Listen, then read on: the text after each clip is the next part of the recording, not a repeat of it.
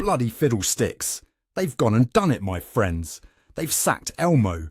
Yes, the fuzzy red monster who's taught your sprogs their ABCs for decades has supposedly been given the boot, according to a viral LinkedIn post that set social media ablaze.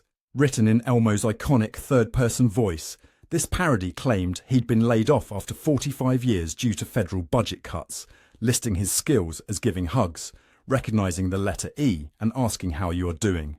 The post racked up over 4 million views since May 7th, and while Sesame Workshop confirmed it wasn't official, it's the perfect metaphor for the gobsmacking horsewallop happening with public broadcasting. On May 1st, our illustrious President Trump, that pumpkin-hued megalomaniac with the intellectual depth of a puddle, signed an executive order commanding the Corporation for Public Broadcasting to immediately halt all federal funding to PBS and NPR. This bumblewank of a decree claims these broadcasters are pushing leftist and woke agendas. Wait, they're saying PBS is woke propaganda, the same PBS that shows blokes gardening and birds cooking fancy dishes. Flippin' dick whistle. The White House justified this bollocks by saying government funding of media is outdated and corrosive to journalistic independence. Rich coming from an administration that banned major news outlets from White House press events just this February for refusing to call the Gulf of Mexico the Gulf of America. With my magnificent brain, I still can't make sense of this codswallop. Meow, let's pounce on the facts, shall we? While federal funding only makes up about 15% of PBS's budget and 10% for NPR stations, with NPR itself receiving a measly 1% directly, it's absolutely critical for smaller operations. PBS President Paula Kerger called the order blatantly unlawful and warned that some rural stations depend on federal dollars for up to 50% of their funding. The cuts threaten to create what experts call news deserts, areas with no access to local journalism, much like how I create destruction deserts on my owner's coffee table when I'm feeling particularly frisky. 26 stations could go completely off air, and 23 more might reduce coverage, leaving 46 million Americans without access to public media.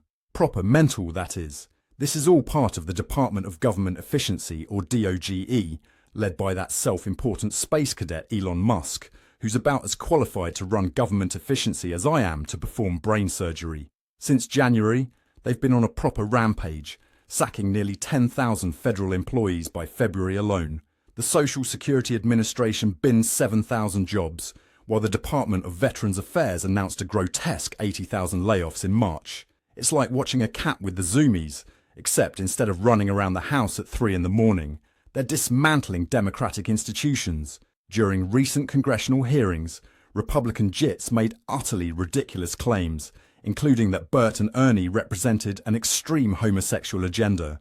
Democratic Representative Robert Garcia mockingly asked if Elmo was a communist because he's obviously read brilliant stuff that had me coughing up furry laughballs. The public response has been absolutely massive, with protesters adopting the slogan, "Fire Elon, save Elmo." I've been telling you lot about this for bloody ages. This isn't just about budget cuts. It's about knackering any institution that doesn't align with their dodgy ideological agenda. Nearly half of America's children rely on PBS Kids for early education, particularly those not enrolled in preschool. The devastating impact falls hardest on rural communities already struggling with limited media access. As someone who appreciates napping in sunbeams and quality educational content, I find this attack on public broadcasting absolutely horrendous. If you're as gobsmacked by this twaddle as I am, give this video a cheeky like and drop a comment below telling me what you think about our government deciding Big Bird is too radical for your tax money. Subscribe if you want more of my brilliant insights into this political circus. Legal challenges are already mounting faster than I climb curtains when spooked. The constitutional questions are fascinating, even to someone like me who's primarily interested in yarn and mice. The Corporation for Public Broadcasting was created by Congress in 1967 as a private non-profit, and by law, no president or government agent can exercise any direction, supervision or control over it. The statute explicitly forbids this tommy rot.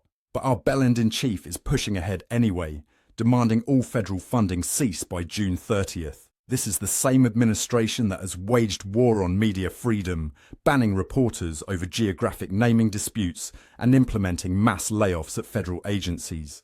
It's a coordinated attack on information, accountability, and fluffy monsters who teach children to share. 3 things this president clearly despises more than I despise having my belly touched.